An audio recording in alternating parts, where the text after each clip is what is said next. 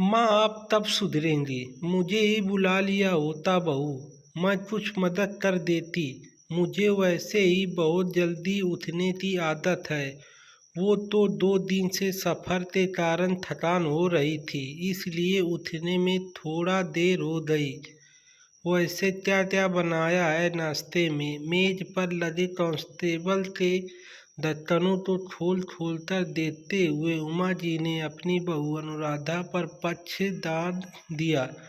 वह माँ बीतने के कारण हमारा बाहर आना जाना कुछ ज़्यादा ही हो गया था, इसलिए मैंने हम सब के लिए दूध दलिया बनाया है और बच्चों के लिए वेजिटेबल दलिया। और फिर आप तो और पापा तो भी नाश्ते में दलिया बहुत पसंद है ना। ये देखिए, मैंने साथ में अंकुरी मीट और चने भी तर रखे हैं। हाँ हाँ, पर वह तो हम अपने घर में भी खाते रहते हैं।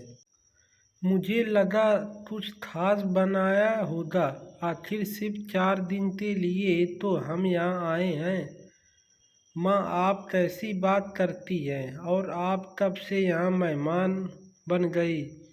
आप जितने दिन यहाँ रहना चाहती हैं रह सकती हैं, यह आप ही का घर है। और मैं ही आज दलिया बनाने को कहा था।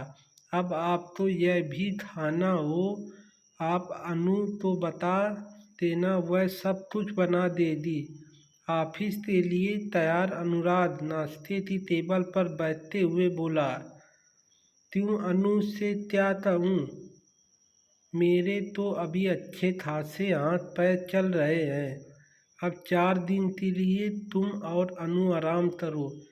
खाना मैं है खुद अपने हाथों से बनाकर खिलाऊंगी। वैसे भी वजन देखा है अपना, आधा रह गया है। अनुराग की कटोरी में उमा जी ने 2 बड़े चम्मच चीनी के मिला दिए। माँ यह क्या किया आपने? मैं दलिया फीका ही खाता हूँ। कटोरी एक तरफ खिसकाकर अनुराग ने अंकुरी मोठ के एक टिफिन में डाली और अपना लैपटॉप का बैग उठाकर उमा जी के पैर छूकर हुआ निकल गया। बहू तुमने मेरे बेटे को क्या बना दिया है? बचपन में तो छोड़ो, शादी से पहले तक दाल चावल भी अनुराग चीनी मिलाकर खाता था, और अब आज का दिन है। खैर छोड़ो, अब मैं आ गई हूँ, 4 दिन में इसे ठीक कर दूंगी। बड़े से बड़े कटोरे ढेर सारा दलिया उमा जी ने पहले विजय जी के लिए निकाला, फिर अपने लिए लेकर बाहर की तरफ बने बगीचे में जाने लगी। दादी वहाँ भी आप कुर्सी पर बैठ कर ही नाश्ता करना, वरना कहीं कीड़े मकोड़े ना आपको काट लें। कल ही माली साहब दवाई डालकर गए हैं। दोनों बच्चे ने अपनी दादी से मक्खरी करते हुए कहा। हाँ हाँ, मुझे ज़्यादा पाठ ना पढ़ाओ, सब जानती हूँ मैं। अपने समय में ऐसे ही घूम घूम कर खाना खा भी लेती थी और पचा भी लेती थी। तब तो कोई कीड़े मकोड़े हमारे छोटे ना पीछे तो। अब मैंने इनका क्या बिगाड़ा है जो अब मेरे पीछे आएंगे? उमा जी बच्चे सहित बोल रहे थे। यह अपने शहर वाला परवरिश नहीं है। वहाँ के हवा पानी और यहाँ के हवा पानी में ज़मीन आसमान का अंतर है। फिर थोड़ा तो बेटे के स्टैंडर्ड का भी ख्याल रखे। सभी लोग क्या सोचेंगे, यह कमान सोसाइटी है। विजय ने हंसते हुए बच्चों को हाथ पर ताली देते हुए कहा। जमीन पर बैठकर खाना क्या स्टैंडर्ड नहीं आता? अरे बड़े से बड़े विद्वान राजा महाराजा तक अपने चौकी बिछाकर जमीन पर बैठकर खाते थे।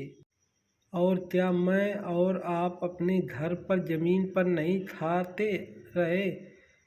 बात स्टैंडर्ड की तो शायद आप भूल रहे हैं कि लोग मुझे अभी भी प्रोफेसर उमा जी के नाम से पुकारते हैं। आपको साथ आना है तो आप आ सकते हैं, वरना मैं बाहर जा रही हूँ। भला आपके बिना हम कहाँ जाएंगे? विजय जी ने कहा और पीछे चले आए। अरे दादी रुको, हम भी साथ आते हैं। दोनों बच्चे, भला आपके बिना हम कहाँ जाएंगे, विजय जी ने कहा और पीछे चले आए। अरे दादी रुको, हम भी साथ आते हैं। दोनों बच्चे भी एक साथ बोल पड़े। थोड़ी देर में पूरी सोसाइटी भी जमा होने वाली है। अनुराधा ने मन ही मन हंसते हुए कहा, ऐसी ही तो थी उमा जी, शुरुआत से ही मेधावी छात्र रही। उमा जी ने होम साइंस से बीएससी किया था। सिलाई कढ़ाई बुनाई पाठकाल और भी न जाने कितने गुण थी, वह धनी थी। अपने जमाने में उन्होंने परिवार से विद्रोह जाकर विजय भी से प्रेम विवाह किया था।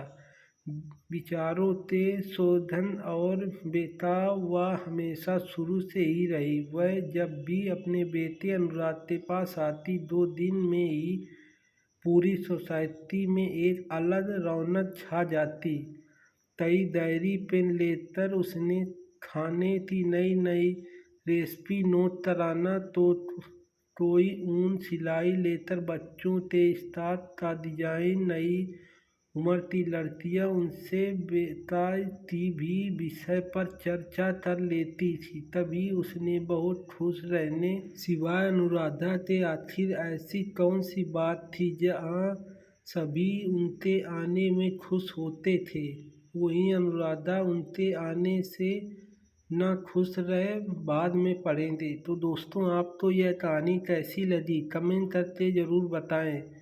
तो इसका नेक्स्ट पार्ट जल्दी ही आएगा। तो कहानी अच्छी लगी हो तो प्लीज़ चैनल को सब्सक्राइब कर दें, शेयर कर दें। तो अगली कहानी में फिर से मिलते हैं। धन्यवाद।